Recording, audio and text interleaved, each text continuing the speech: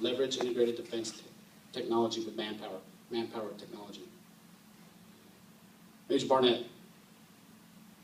In the last 2 years, we have maintained a strong partnership feeding training and development to our NWD and K9 sections. You've also been a vital component to my integrated defense mission through EOD support that you provided for us on at least a handful of occasions since I've been here, sir. You guys are so important to us. You're so important to us here at Maxwell Air Force Base, and it's such an honor to have been able to actually work with you, sir. Captain Bowman, likewise. Finally, if I may say, I'm so optimistic about the P4 initiative. P4 is the greatest thing that could have happened because it will make our partnership even more powerful. It will. With this initiative, we're going to expand our law enforcement training and resource utilization and command and control capability to levels never seen before. Active shooter training, firing range support, tactical communications improvements are going to make us more efficient and better responders, sir. 2 years flies just too darn fast. I wish we had more time. I do. God bless you and your police officers serving us, protecting us here in Montgomery, Alabama, sir. Now on to our defenders.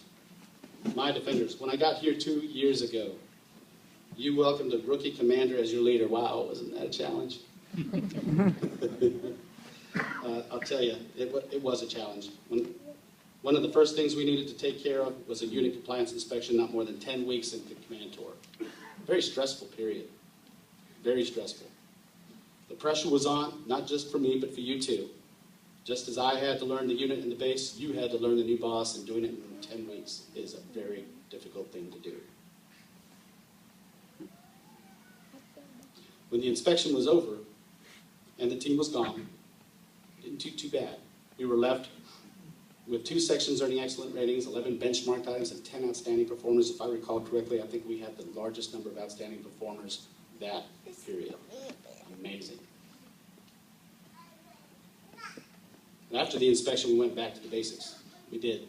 We refocused, I should say, our attention on grassroots law enforcement, resource protection, security, and logistics functions.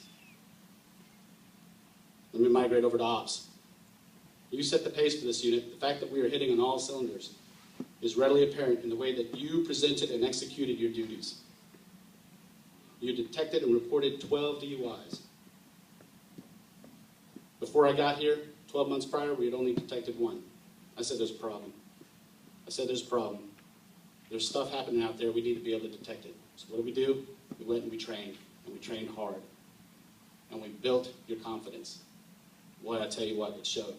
12 DUIs, 17 assaults, and generated over 1,400 traffic citations, all in the name of public safety. Wow. That's a lot of work.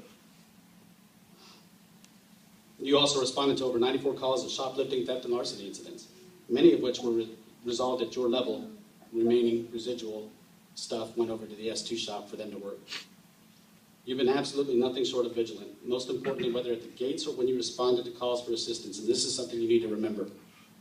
You did so maintaining a standard of world-class professionalism as you granted access and addressed each situation. As a result, you helped foster a culture of compliance around the base and cultivated high levels of trust and respect with the community we serve. That's such a tricky business. Such a tricky business, and you, from the young junior airman to the flight chief, you did it. Congratulations to you, and I'm so proud to have been a part of that. S4, your CADM, budget, and unit deployment management functions dazzled me. As I mentioned earlier, CADM numbers for weapons qualifications are staggering. What made it all happen was the steadfast commitment to get the job done, however. As course instructors and managers, you ensured the quals were done right, and you placed specialized attention on ways to ensure that every airman fully understood that weapon system that they were expected to employ. Sergeant Dundon, you've done a fantastic job keeping our budget in line. You kept me up to speed on the status of our spend plan, all the purchases we made, and the technical guidance driving how we managed our money through this sequester period. It's no easy task, Jason. Thank you. Sergeant Blackman, Sergeant Walker, where y'all at? Okay, there you are.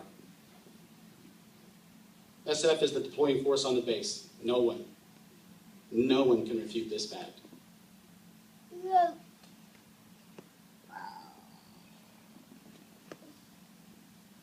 Together we trained and equipped our warriors, ensuring each and every one of them was mission ready for whatever tasking they were sent to support, whatever the location. You were also the driving force behind our consolidated logistics and mobility operation at Gunner Annex. Well, I tell you what, talking about being mission ready. It's a new operation. We're going to work out the kinks, but I tell you, your work has left the unit with a capability that will serve our warriors and the base for a very long time to come.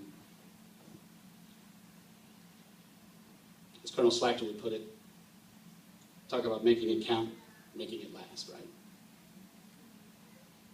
S5, you shaped the integrated defense strategy for Team Maxwell in spectacular form. You collaborated with the Air Base Wing, the Mission Support Group, lieutenant and mission partners to delineate jurisdictional boundaries, provide physical security enhancements to our perimeter, and most importantly, to forge an integrated defense plan for the future.